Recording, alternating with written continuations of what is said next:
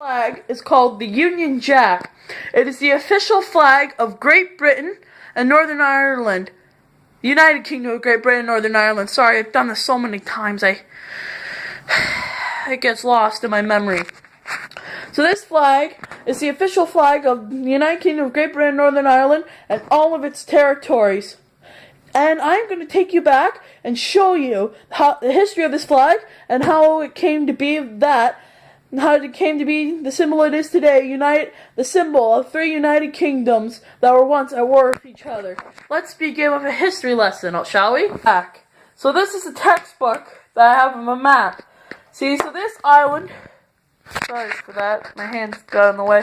This island is called Great Britain. It is separated by the two kingdoms at this border. This side's England, this is Wales today, but back in 1542, which we're going to, it was part of England, and that's Scotland. The border is right here. This is Ireland. That's Northern Ireland, but back then, they were the same island.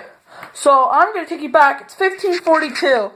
King Henry VIII is ruler, and during his many conquests to increase his reign over the islands, he conquered the island of Ireland. So, sorry. Kingdom of England, which is this flag right here, it's called the St. George's Cross, took over Ireland. He took over Ireland right here. Now that is Ireland's flag. It's the St. Patrick Cross. Now at the same time, at Henry's death, England and Scotland, which uses the St. Andrew's cross, were at war with each other. It wasn't really war, it's just a disagreement. One kingdom wanted to rule the other. Henry passed, his son took over the throne, his son passed, his son, Edward VI, who was Henry VIII's son, passed. He was surpassed by his sister Mary, who was surpassed by her sister Elizabeth. Now when Elizabeth died, there were no more monarchs of the royal house, Tudor, which is their last name, basically. Which means the new royal had to take over the throne of England. And it just so happens that Elizabeth's cousin, James VI of Scotland, was next in line. So James VI of Scotland, but the first of England, took over both thrones. He wanted to unite them, but couldn't. He left his son Charles I in charge of all three kingdoms. So it's now England, Scotland, and Ireland are now all one big united kingdom in personal union. So it's Charles I. He got England's throne overturned. So England is no longer a kingdom. It's now the Commonwealth of England. Wait, the Commonwealth of England, isn't that what we have today? No, it's very similar, but this was different. This is back in the 1600s. So Charles got executed by English authority, and so his son, Charles II, took over as King of Scotland. Now at the same time the English throne overturned, Ireland was, while being the Kingdom of Ireland, was now a state of England. 1660, Charles II is re-inherited the throne of England. England becomes a kingdom again. So he owns them all. Then his brother, who was also the son of Charles I, grandson of James VI, James VII, and first of Scotland and England, becomes king. The grandson of James VI and the first Stuart, which was their last name, and take over the throne of England and Ireland. Now Mary, who was his daughter, the great-granddaughter of James VI, and her husband overthrew James and claimed the kingdoms for themselves. Mary died in 1694, and her husband, William, took over till he died in 1703. Sorry, I was about to say 1903. What? Guy's like over 300 years old. So Mary was the sister, Anne took over as queen. And Anne went, hey, I'm sick and tired of writing when I have to write on the line for the three kingdoms, I have to go Scotland, England, Ireland. There, it's a fact.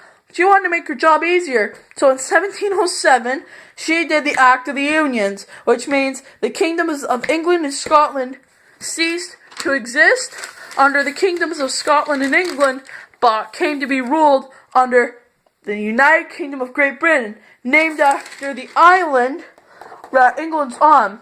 She completed what her great-grandfather could not do. She tried to do what her great-grandfather, James VI, couldn't do, and unite the two kingdoms. She was surpassed by her cousin, Sophia of Hanover, not her, because Sophia died 82 days away from Anne. If she had lived 83 more days, she would have been Queen Sophia, of England. But no, Sophia's son, George I, took over the throne. George I had a son who became George II. George II had a son named Frederick, who died, but had a son named George, who became George III. Now, George III, yes, you go, wait, George III, isn't he the guy that fought the War of Independence and tried to keep America in the British Empire? Yes, British Empire was the name for the kingdom back then. We're not going too far into that, but yes, he was the one that fought the Revolutionary War. What happened is so he's now sick and tired. He's getting old age. He had been on the throne for about, I don't know, for almost 50 years at that point. And so he said, I'm sick and tired of this. I have to write 2 pages of a law. I go, I have to write one there and there. And now it's a law in both states. So what does he do?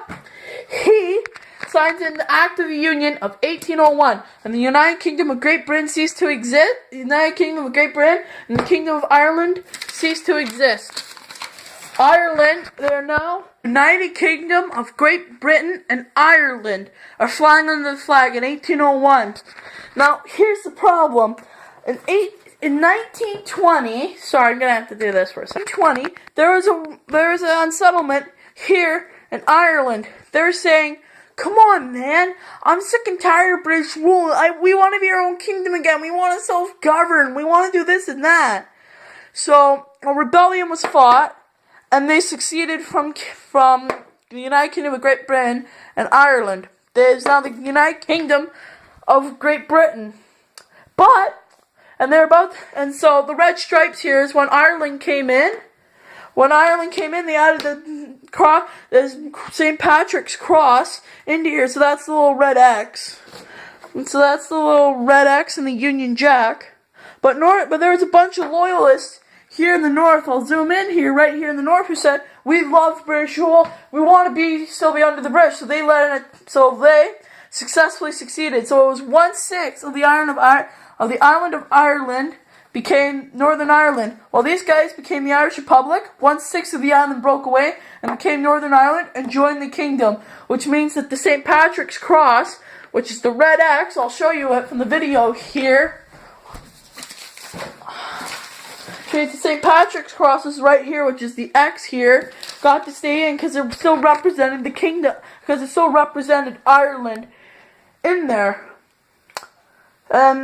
So the flag was then known from 1920 to the present as the official flag of, it was known as the official flag of the British Empire from 1801 to 1997 when the empire dissolved. But from 1920 to the present, it has been known as the flag of the United Kingdom of Great Britain and Northern Ireland.